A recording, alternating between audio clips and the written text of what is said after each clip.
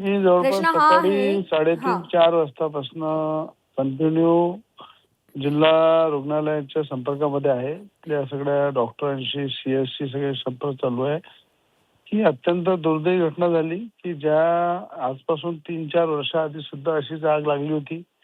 तेव्हा आम्ही जुन्या बिल्डिंगमधून नव्या बिल्डिंगमध्ये सगळ्या मुलांना शिफ्ट केलं. तिथे सगळ्या व्यवस्था करून दिल्या.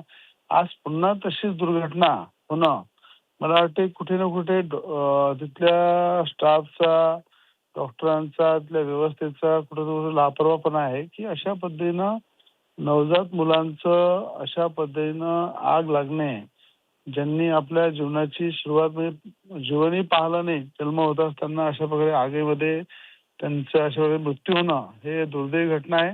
या घटनेची चौकशी तर होणारच आहे.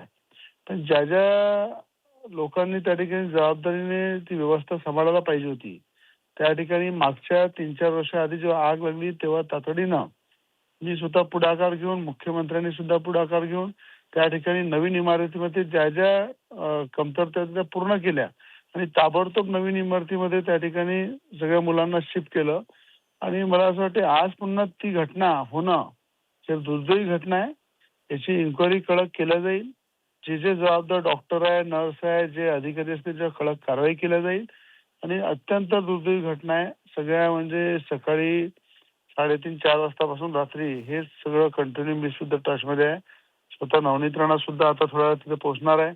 मग अशा परिस्थितीमध्ये मला असं वाटतं की आरोग्य मंत्र्यांनी सुद्धा लक्ष दिलं पाहिजे आणि अशा ठिकाणी ज्या ज्या ठिकाणी फायर ऑडिट झालं नाही, ज्या ज्या ठिकाणी फायरचे असे प्रॉब्लेम आहे, ज्या ज्या ठिकाणी अनेक ठिकाणी अशी आग लागून मोठ्या प्रमाणात दुर्घटना होतात, याची दक्षता घेणं अत्यंत आवश्यक आहे आणि मी स्वतः जातीने लक्ष देऊन याच्यावर कारवाई करणार आहे.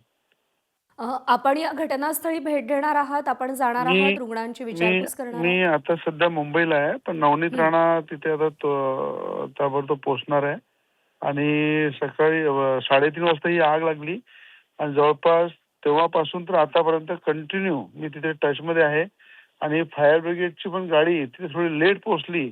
ते सुद्धा दुर्भाग्य आहे. तर त्या संदर्भात सुद्धा फायर ब्रिगेड डिपार्टमेंटचं सुद्धा याच्यावर पूर्ण आढावा घेऊन जे जे आग लागल्यानंतर ज्या तातडीने ते पोहोचायला पाहिजे, त्या ठिकाणी पटापट त्याच्यावर उपाय व्हायला पाहिजे. तिथे जेही लापरवाही झाली असेल त्या संदर्भात सुद्धा मी स्वतः कारवाई करणार आहे. मी स्वतः 3:30 वाजतापासून आतापर्यंत कंटिन्यू टचमध्ये आहे. प्रश्न असा आहे रवी राणाजी, की काही वर्षांपूर्वी भंडारा जिल्ह्यामध्ये सुद्धा अशीच दुर्दैवी घटना घडलेली होती. त्यानंतर अमरावतीमध्ये 3 बाळांना आपला जीव गमवावा लागला. अशाच प्रकारच्या दुर्घटनेमध्ये होरपळून बाळांचा जीव जातोय. इतक्या वर्षात यंत्रणा का सुधारली नाही? तेच सांगणार की भंडारामध्ये आग लागल्यानंतर अमरावतीमध्ये सुद्धा मोठ्या प्रमाणात 3-4 वर्षाआधी अशाच प्रकारे दुर्घटना होता वाचली.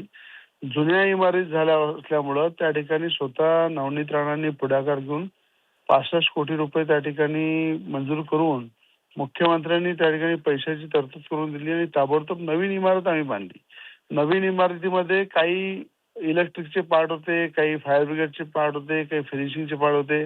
ते तातडीनं पूर्ण केले आणि त्या ठिकाणी नवीन इमारतीमध्ये नवजात बालकांचं त्या ठिकाणी शिफ्टिंग करण्यात आलं. त्यानंतर सुद्धा आज अशी दुर्घटना होणं, अशी परिस्थिती डोळ्यासमोर येणं, इथे कुठे ना कुठे त्या ठिकाणी काम करणारा जो स्टाफ आहे, नाही, निश्चितच त्या जे काही लूपहोल्स त्यांचा आहेत ते लापरवाही दूर आहे. केले जातील आणि लापरवाही ही आहे. यंत्रणा पुन्हा एकदा व्यवस्थित कार्यान्वित केली जाईल. रुग्णालयांमध्ये आवश्यक ती सुरक्षा उपाययोजना केली जाईल अशी अपेक्षा आहे. रवी राणांची आभार आपले.